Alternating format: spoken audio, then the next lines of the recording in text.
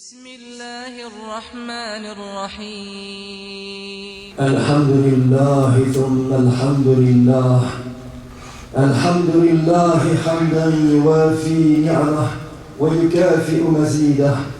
يا ربنا لك الحمد كما ينبغي لجلال وجهك ولعظيم سلطانك. سبحانك اللهم لا أحصي ثناء عليك أنت كما أثنيت على نفسك، وأشهد أن لا إله إلا الله وحده لا شريك له، وأشهد أن سيدنا محمدًا عبده ورسوله وصفيه وخليله، خير نبي أرسله الله إلى العالم كله بشيرا ونذيرا. اللهم صل وسلم وبارك على سيدنا محمد صلاة وسلاما دائمين متلازمين إلى يوم الدين. وأوصيكم أيها المسلمون ونفسي المذنبة بتقوى الله تعالى.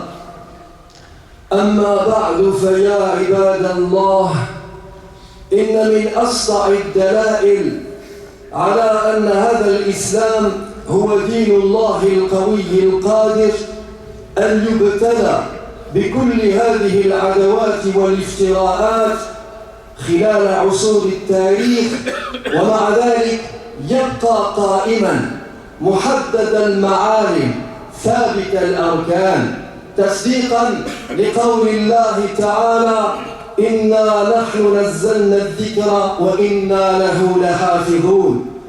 ولقد حاول أعداء الله وأعداء دينه أن يهدموه بكل ما استطاعوا من حيلة أو وسيلة، فباءوا بالخيبة والخسران، يريدون ليطفئوا نور الله بأفواههم والله يتم نوره ولو كره الكافرون.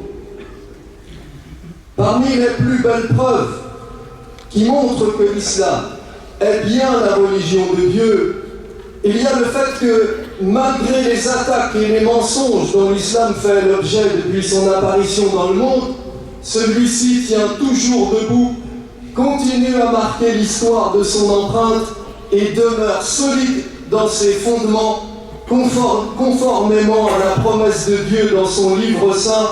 C'est nous, en vérité, qui avons fait descendre le rappel, le Coran, et c'est nous, en vérité, qui en sommes les gardiens. De fait, les ennemis de Dieu et de son prophète cherchent à détruire sa religion par tous les moyens, mais chaque fois, leur tentative se solde par un échec. Ils veulent éteindre de leur bouche la lumière de Dieu, mais Dieu parachève sa lumière en dépit des mécréants. ومن أخبث المفتريات التي رددوها وما زالوا يرددونها إلى اليوم أن الإسلام حركة بشرية قام بها رجل عبقري طموح إلى السيادة والقيادة والتملك، فادعى النبوة والرسالة وسخر الذين من حوله لتحقيق مطامحه ورغباته، وهم يقصدون بذلك سيدنا محمدا صلى الله عليه وسلم تعالى عن ذلك علوا كبيرا. Parmi les mensonges fabriqués par les ennemis de Dieu de manière à tromper l'opinion des gens, il en est un de mensonge qu'il ne cesse de répéter et qui consiste à présenter l'islam comme un changement politique initié par un homme intelligent et calculateur du nom de Mohammed, dans le but de s'emparer du pouvoir et amasser des richesses. Ainsi, Mohammed aurait-il prétendu être un prophète qui reçoit des révélations de Dieu pour endormir les masses, les mettre en confiance, les abuser et réaliser finalement ses désirs. يزعمون هذا مع أن الناظر في سيرة هذا النبي الكريم يجد كل الدلائل والشواهد على نقيض ما يفترون. فهذا النبي العظيم لم يبدأ رسالته بأمر ربه إلا بعد 40 من عمره. والطموح الذي يتحدثون عنه إنما يظهر عادة في سن المراهقة أو في عهد الشبيبة، حيث يكون المرء في 30 من عمره بسنوات. أما بعد 40 وقد استوى عقل الإنسان وكمل رشده وتمت رجولته واعتدلت مطامحه، فبعيد جدا أن يجمع به هذا الطموح في هذه الحال، وخاصة أن سيدنا محمدا صلى الله عليه وسلم ظل قبل الرسالة يعيش هادئا متعبدا مستقيما، يوصف دائما بأنه الصادق الأمين. Les ennemis de Dieu prétendent ces choses. Or, tout observateur objectif de l'histoire du prophète de l'islam, sallallahu alayhi wa sallam, ne manquera pas de voir que leur thèse est contredite et réfutée par la réalité des faits. Tout d'abord, Mohammed sallallahu alayhi wa sallam a commencé sa mission pour le Seigneur à l'âge, comme vous le savez, de 40 ans. Or, le désir vif des biens terrestres advient généralement au commencement de l'âge adulte et non à sa fin. Une fois qu'un homme a atteint la quarantaine, cet âge mûr qui confère à l'être humain la plénitude de ses moyens physiques et intellectuels, il n'éprouve plus en général la même convoitise des richesses et le même désir immodéré des biens terrestres. À plus forte raison si l'on sait que Mohammed sallallahu alayhi wa sallam, avant sa mission pour le Seigneur, vivait dans la plus grande simplicité et était connu de tous pour être un homme sage et mesuré. Les Arabes, avant l'islam, ne qualifiaient-ils pas Mohammed d'homme en qui on peut avoir confiance et qui ne saurait tromper? ثم أين هذا الطموح إلى الملك أو الزعامة الدنيوية في حياة محمد صلى الله عليه وسلم؟ وقد عرض عليه قومه عدة مرات ما يغني من المال والجاه، من الجمال والملك، فأبى كل ذلك وآثر أن يعيش داعية فقيرا يطالب قومه بأن يقولوا كلمة واحدة وهي كلمة لا إله إلا الله، ليعزوا بها في الدنيا والآخرة وليقودوا بزمامها هذا العالم. وفي كل مناسبة كان يقول لهم: إنما أنا عبد، آكل كما يأكل العبد، وأركب كما يركب العبد، وأمشي كما يمشي العبد. ويروى أن الله تبارك وتعالى خير نبيه بين أن يكون نبيا ملكا أو يكون نبيا عبدا، فاختار أن يكون نبيا عبدا. وكلما أراد الناس له صلى الله عليه وسلم أن يتجاوز حده ردد ما علمه ربه أن يقول: سبحان ربي هل كنت إلا بشرا رسولا. Ensuite, où voyez-vous la convoitise des richesses et le désir immodéré du pouvoir dans le récit de la vie de l'envoyé de Dieu, sallallahu alayhi wa sallam, lui que les Arabes ont cherché à corrompre à maintes reprises en lui proposant argent, puissance, notoriété, afin qu'il agisse contre sa conscience et délaisse l'islam, et qui a refusé tout ce qu'on lui offrait, préférant vivre pauvre pourvu qu'il continue à prêcher l'islam, sauve son peuple de l'ignorance et du paganisme et les fasse entrer au paradis.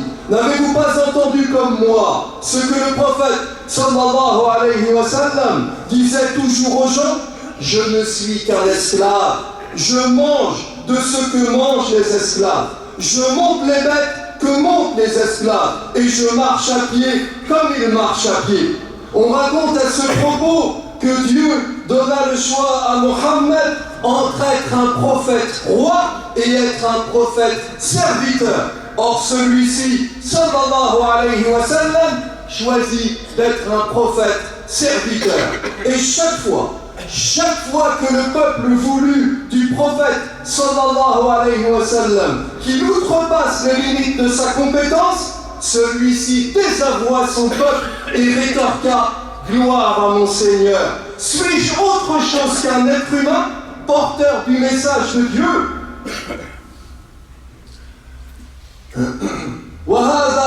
هذا أعرابي يقف بين يدي الرسول صلى الله عليه وسلم فتبهره أضواء النبوة ويروعه جلال الرسالة فيضطرب الأعرابي ويرتجف فيهدأ النبي صلى الله عليه وسلم من روعه ويقول له: هون عليك، إني لست بملك ولا جبار، وإنما ابن امرأة كانت تأكل القديد بمكة. ولقد واجه الله سبحانه وتعالى رسوله محمدا صلى الله عليه وسلم في القرآن المجيد ما يتعارض كل التعارض مع الاتجاه إلى الاستبداد مع الاتجاه إلى التسلط، فقال له: فذكر إنما أنت مذكر لست عليهم بمسيطر. وقال له: فليس لك من الأمر شيء. وقال له: وما على الرسول إلا البلاغ.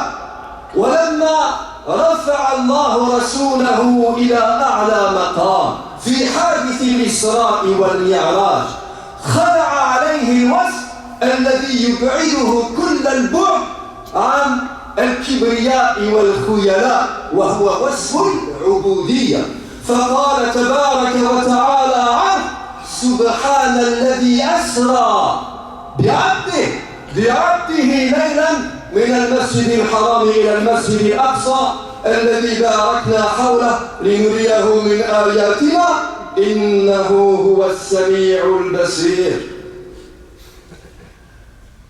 Et que dire, mes frères, de l'histoire de ce bédouin qui, étant allé trouver le prophète sallallahu alayhi wa sallam, fut pris d'affolement sous l'effet de l'émotion violente provoquée par l'aura mystique de l'envoyé de Dieu sallallahu alayhi wa sallam, au point, mes frères, de ne pas pouvoir prononcer un mot devant lui. Que lui dit alors le prophète sallallahu alayhi wa sallam pour le calmer? Détends-toi, lui dit-il. Je ne suis ni un roi ni un monarque. Je ne suis que le fils d'une femme qui mangeait de la nourriture bon marché à la Mecque. Qui plus est, Dieu détruit la thèse selon laquelle Mohammed sallallahu alayhi wa sallam aurait été avide de pouvoir et de suprématie, et la repousse, cette thèse, dans plusieurs endroits de son livre saint. Ainsi le Seigneur dit-il à son prophète: rappelle, Dhakir, tu n'es qu'un rappeleur, tu n'as pas de suprématie à exercer sur les hommes. De même, Dieu dit ailleurs, il n'incombe à l'envoyé que de communiquer le message de Dieu. D'autre part, quand Dieu parle de l'ascension nocturne, l'Isra, qu'il fit faire à Mohammed sallallahu alayhi wa sallam dans les cieux, jusqu'à la hauteur qu'il voulut, quel qualificatif donne-t-il à son envoyé? Il le qualifie de serviteur, sous la puissance absolue de son maître, afin d'éloigner de lui tout orgueil et toute vanité. C'est ainsi que le Seigneur dit dans le Coran: Subhanalladhi asra bi'abdi layla. Gloire à Dieu, dit le Coran, qui fit voyager son serviteur la nuit de la sainte mosquée de la Mecque à la mosquée éloignée à Jérusalem. أيها الإخوة، والذي يطمح إلى الملك والسيادة يحرص دائما على جمع المال وحيازة العطاء ليحسن ملكه ويقوي سلطانه من جهة، ثم ليرضي مطامحه ومطامعه من جهة أخرى. ولكن سيدنا وسيد الخلق محمدا صلى الله عليه وسلم يعيش فقيرا ويموت فقيرا، فلا قصور ولا دور ولا خدم ولا حشم ولا متاع ولا ضياع، بل يعرض عليه ربه بواسطة سفيره جبريل أن يهبه الذهب والفضة في ضخامة الجبل، فيكون جواب محمد صلى الله عليه وسلم العظيم: بل أجوع يوما فأسأل ربي وأشبع يوما فأشكره. ويجعل صلى الله عليه وسلم من دعائه المكرر قوله صلى الله عليه وسلم: اللهم أحيني مسكينا وأمتني مسكينا واحشرني في زمرة المساكين. وكأن رحمة الله للعالمين محمدا صلى الله عليه وسلم رجى هذا من ربه حتى يحصن نفسه الشريفة ضد التعالي والغرور وضد اللهو بالزينة والمتاع. وكان صلى الله عليه وسلم يقول كذلك اللهم في دعائه: اللهم اجعل رزق آل محمد كفافا.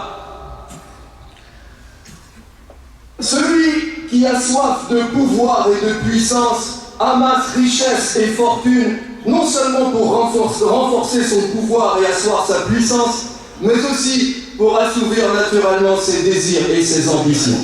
Or, Muhammad, sallallahu alayhi wa sallam, le meilleur homme qu'ait vu le monde, voulut vivre pauvre et mourir pauvre. Il ne posséda jamais ni château, ni somptueuse résidence comme en possèdent les chefs d'État à notre époque.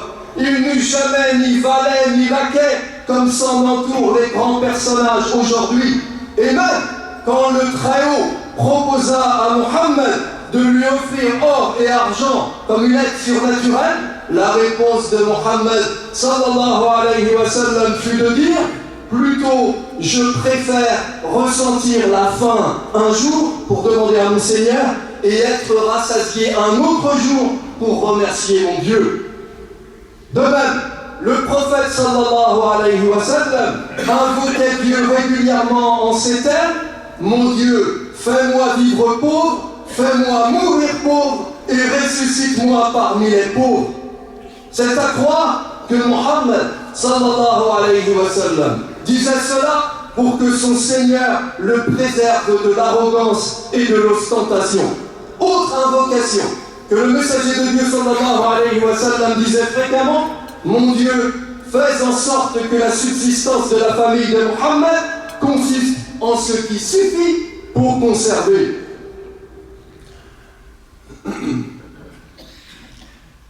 أيها الإخوة، ولو كان محمد يريد بدعوته أن يحقق لنفسه ملكا أو سلطانا، إذن لفعل كما يفعل الرؤساء والملوك والسلاطين، وهو أن يعطي أهله وذريته امتيازات، أو أن يفضلهم على غيرهم، أو أن يخصهم ببعض ما يتمتعون به من الجاه وما إلى هنالك. ولكن سيدنا محمد صلى الله عليه وسلم يذكر أهله ويحذرهم وينذرهم ويقول لهم دائما: يا آل محمد، لا يأتيني الناس بالأعمال وتأتوني بالأنساب، اعملوا فإني لا أغني عنكم من الله شيئا.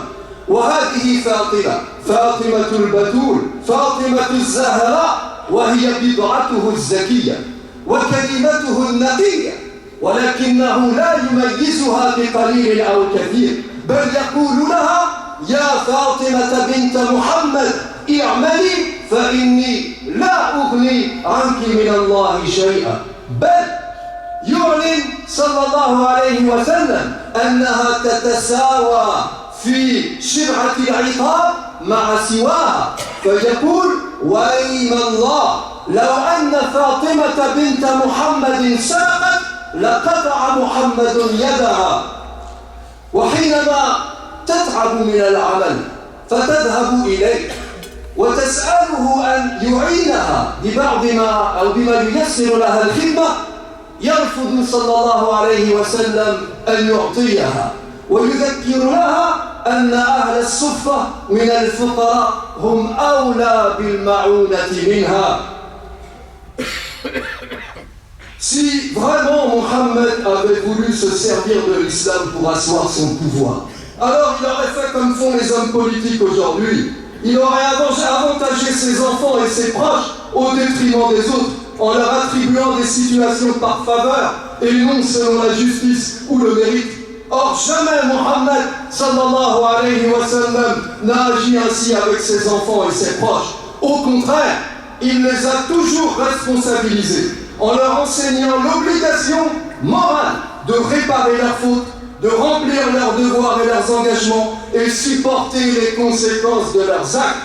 C'est ainsi que le prophète sallallahu alayhi wa sallam a dit aux familles de Mohammed que jamais les gens ne viennent avec leurs âmes, tandis que vous vous glorifiez de votre lien de famille avec moi. Œuvrez, car je ne vous servirai de rien contre Dieu. De même, le prophète sallallahu alayhi wa sallam, bien qu'il ait tenu sa fille Fatima, il est tenu à sa fille Fatima comme la prunelle de ses yeux, n'hésita pas à la mettre sur un même pied d'égalité avec le reste des gens lorsqu'il déclara « Ô Fatima, fille de Mohammed, œuvre, car je ne te servirai à rien contre Dieu. » Le prophète sallallahu alayhi wa sallam mit également sa fille sur un pied d'égalité avec le reste des gens lorsqu'il affirma par Dieu, si Fatima, fille de Mohammed, se rendait coupable d'un vol, c'est Mohammed lui-même qui lui trancherait la main. Et quand Fatima demanda au messager d'engager un domestique pour elle afin de l'aider dans ses tâches ménagères, il refusa en lui rappelant que les pauvres qui habitaient dans la mosquée avaient besoin d'aide bien plus qu'elle n'en avait besoin. وتأمل يا أخي قول هرقل لأبي سفيان هل كان في آباء محمد من ملك؟ قال لا. فقال هرقل لو كان في آبائه ملك لقلت رجل يطلب ملك آبائه.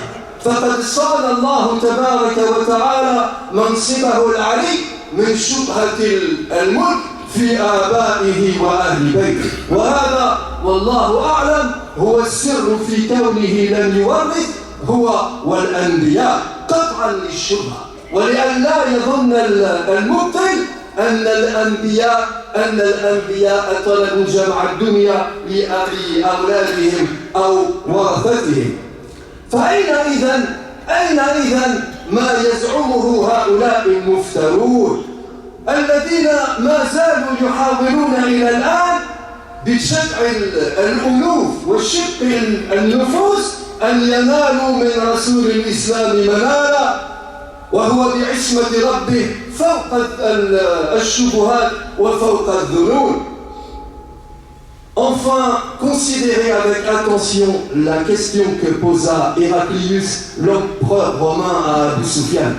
Quelqu'un des ancêtres de ce Mohammed a-t-il régné, demanda-t-il. Non, répliqua Abu Sufyan. Je t'ai demandé, reprit Héraclius, si parmi les ancêtres de Mohammed il y en avait eu un qui eût régné, et tu m'as dit que non. Or, en posant cette question, je pensais que si un de ses ancêtres avait régné, cet homme cherchait à remonter sur le trône de ses pères.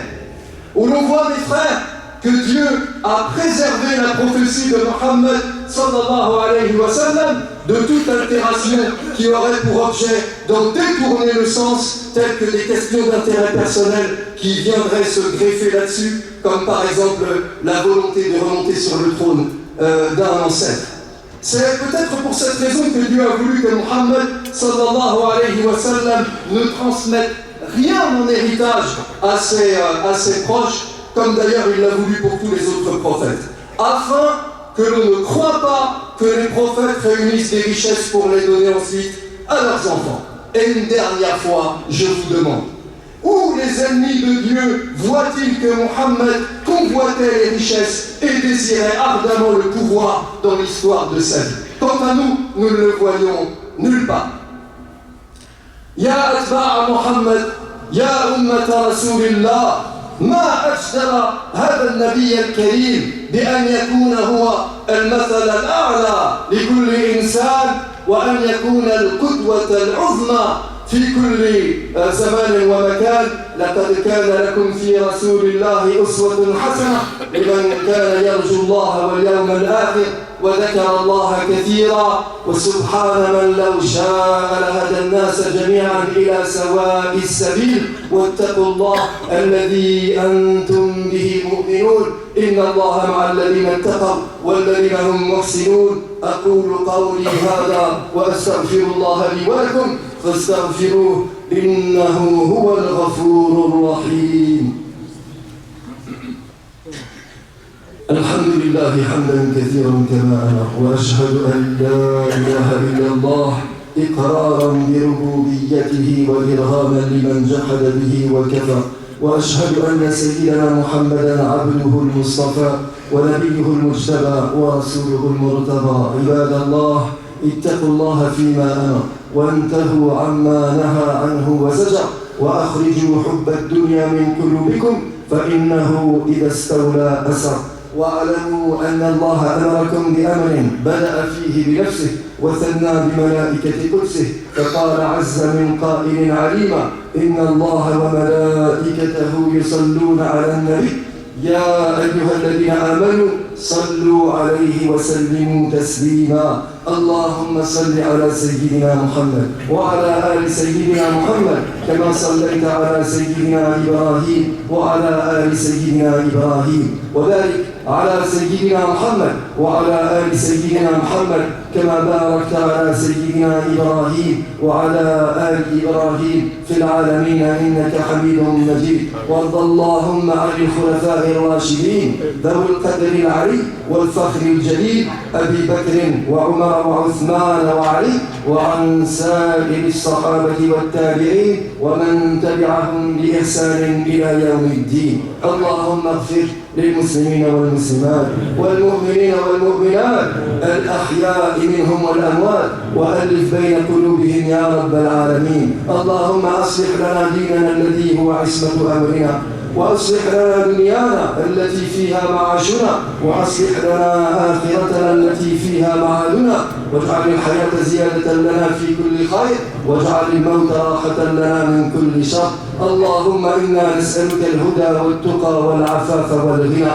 اللهم إنا نعوذ بك من العجز والكسل والجبن والهرم والبخل ونعوذ بك من فتنة القبر ومن عذاب القبر ومن فتنة المحيا والممات. اللهم آت أنفسنا تقواها وزكها أنت خير من زكاها أنت وليها ومولاها. اللهم إنا نعوذ بك من علم لا ينفع ومن قلب لا يخشع ومن نفس لا تشبع ومن دعوة لا يستجاب لها. اللهم اهدنا وسددنا.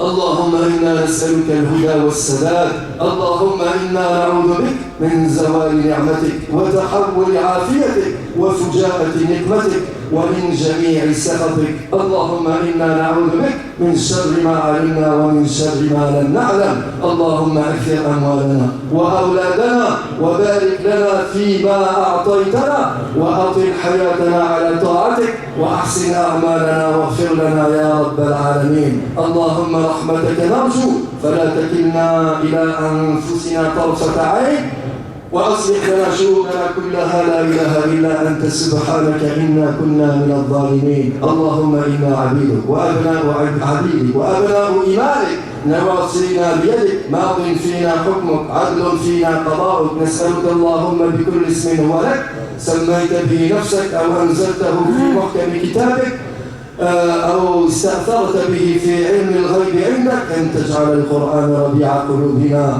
وشفاء صدورنا وجلاء أحزاننا وذهاب همومنا وغمومنا يا رب العالمين. اللهم اغفر لنا ولوالدينا ولمشايخنا ولأرباب الحقوق علينا ولسائر المسلمين أجمعين.